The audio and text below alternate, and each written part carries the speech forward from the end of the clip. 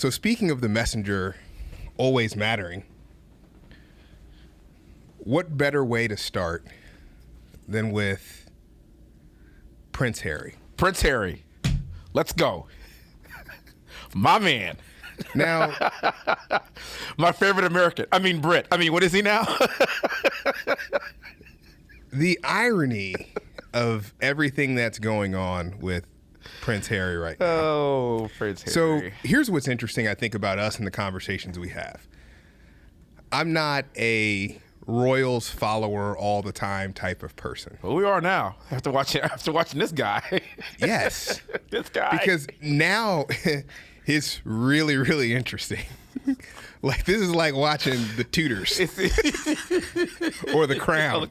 This is crazy, right? This has gotten really interesting. This guy, yeah. So the context of this, the current paradigm that Harry finds himself in is on Dax Shepard's podcast, Armchair Expert, which is a wonderful podcast, and I really like it. He has some great interviews on. His one with Matthew McConaughey. I would recommend people listen to it.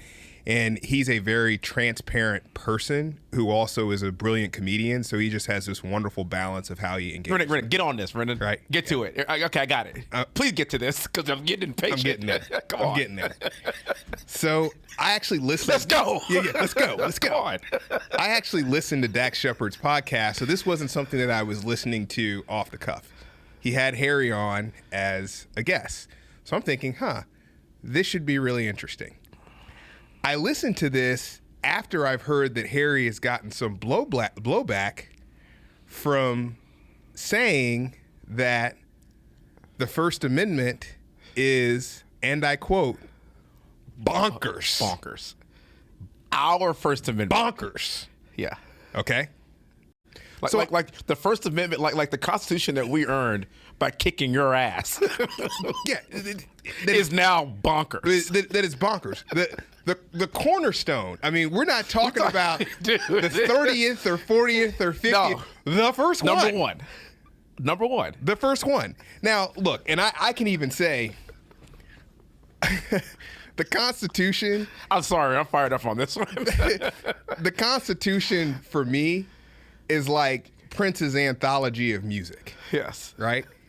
It's hard to pick a favorite. Yeah. If I have, there's some good ones. If I have to pick a favorite Prince song, yeah, it's probably going to be I Want to Be Your Lover, Second Erotic City.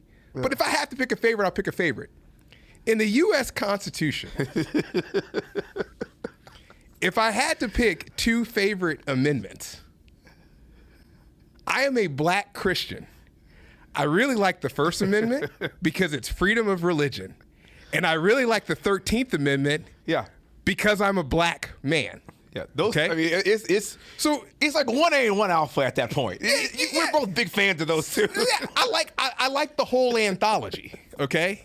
However, but these are particularly touchy amendments for me, and so he calls this rubbish. So I'm listening to the interview. Okay, and the way that it's teed up is Harry and Dax Shepard are talking about kids and how kids did not buy into the celebrity culture.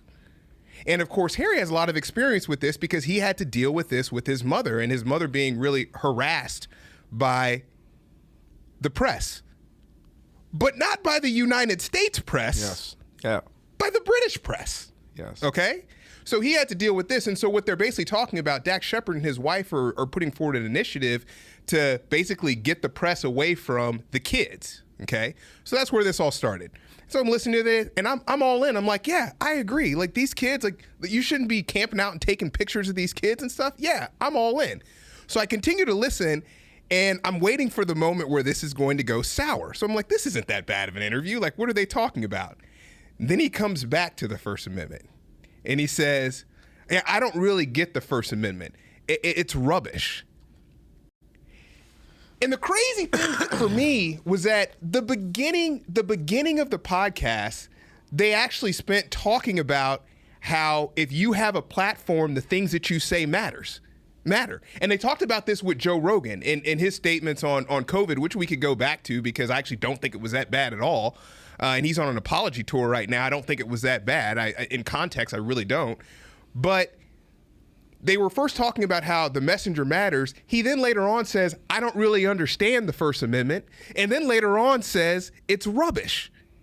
So you're the messenger. You're somebody who's living in a country after you've left your country,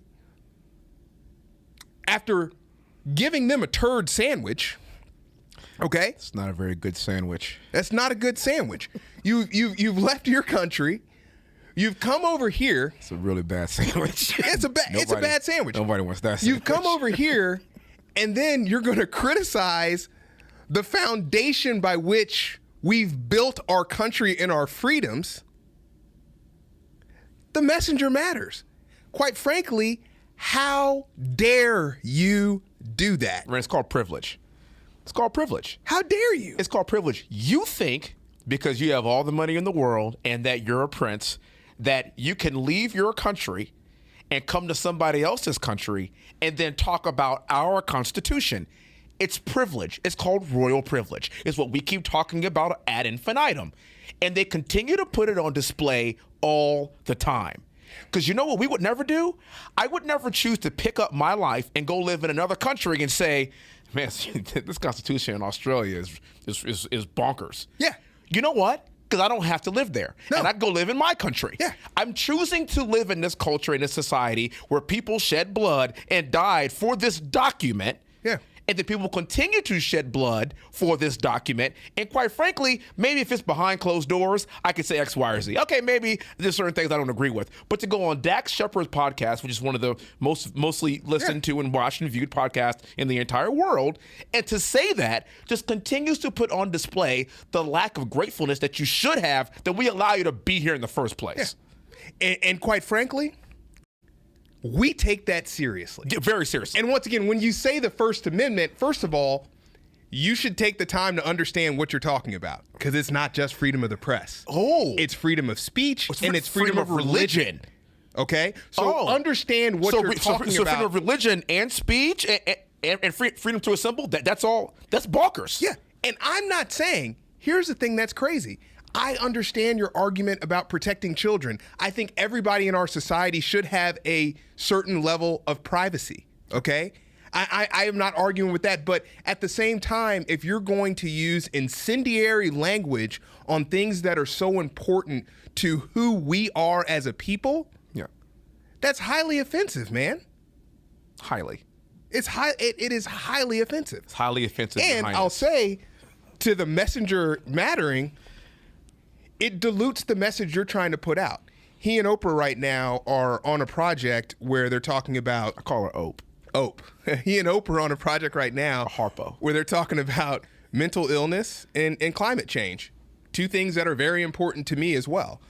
And the thing that's really sad to me to see in all this, first of all, I think it's a good and provocative message to get out there that anybody can suffer from mental illness, no matter what state you are, if you're a prince or anything. I like that he's putting that message out, right? Mm-hmm. I like that Oprah is putting the message out of what she's been through in her childhood so that people know that you can overcome these things.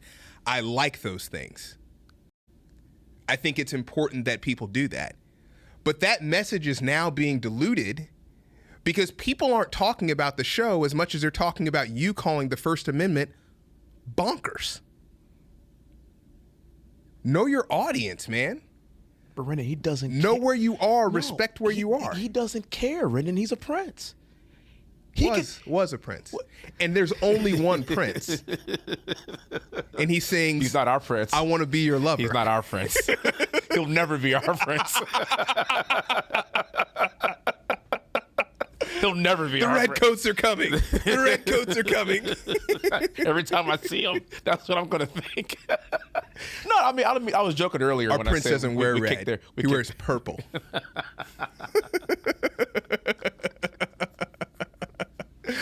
I was just kidding too about us, kicking The kicking the British's. I really wasn't. You're right. Okay, I wasn't kidding. How was at that all. kidding? That didn't happen? I wasn't kidding at all because we did. That's like saying, Yeah. man, I was kidding about that time that Mike Tyson beat Leon Spinks. No, he did though. Or Michael Spinks, I'm sorry. Michael Spinks. Ever? Couple yeah. pops in the mouth and he's history. Oh yeah. Yeah. It happened. Yeah, that happened. So just my argument is just kind of be humble about it. We have a storied history. You don't get to come to the back-to-back World War champions house and talk about our Constitution. Yeah. Sorry. Yeah. Well, and even And real quick, I want to say this. Yeah, sure. Because I wouldn't go to Britain at all and have the audacity to say the same thing about them. no, because there's a level of respect that I have for them and their culture and what they've. May not agree with it, may not like it, but if I'm going to live here, well, then this is what I got to deal with. Yeah. And it's acting as if the American press is something that's so egregious and above and beyond what we see with the British press that, oh, by the way, was responsible for your mother's death too. Yeah. Right. It's like this is not this egregious thing that's So the messenger that's matters. uniquely So he can American. criticize them. Yeah. That's fine. I don't even mind him criticizing our press, right? Yeah, that's not the first. It's the Constitution piece of it, right? Yeah, okay. Like I get it. I criticize our press too. I think our press is absolutely ridiculous. And I get the idea of even where the conversation started. The conversation started with, lay off the kids. Yeah. I 100% agree with that, right? Lay off the kids. I agree. But then I believe that it got taken a little bit too far.